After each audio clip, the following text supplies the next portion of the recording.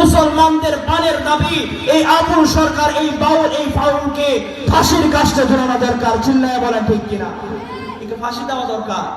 এই রাস্তা দিয়ে আসার সময় এক দোকানে চা খাইতে গেছি, এই যে লাটচি নাকি একটা মোড় আছে এই জায়গায় চা খাইতে ঢুকছি, তো দেখতেছি এই দোকানের মধ্যে এই বাউলদের গান চলতেছে। তো বললাম, ভাই এই তো এই বাউল আল্লাহকে নিয়ে কটাক্ষ করছে, আল্লাহ বিরোধী বক্তব্য দিয়েছে, তার গান আপনার দোকানে চলে। তো এই জায়গায় আরো যে আছে কপাল পোড়া মুসলমান, দিনের কোনো জ্ঞান নাই, বুঝ নাই, ওদের পক্ষপাতিত্ব নিচ্ছে।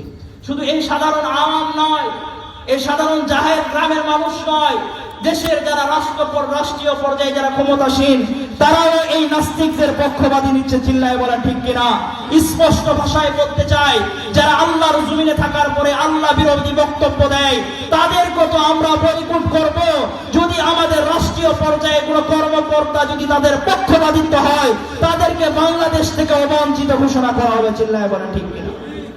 আল্লাহ বিরোধী বক্তব্য দিলে আমার আল্লাহর জমিনে না, তাদেরকে আমরা কখনোই মানতে পারি না, তাদেরকে কখনোই আমরা প্রমোট করতে চাই না, তাদের বিরুদ্ধে আমাদের গলা উঁচু আওয়াজে কথা বলবো ইনশাআল্লাহ। এই জন্য যে কথাটা বলতে চাচ্ছিলাম, নেককার সন্তান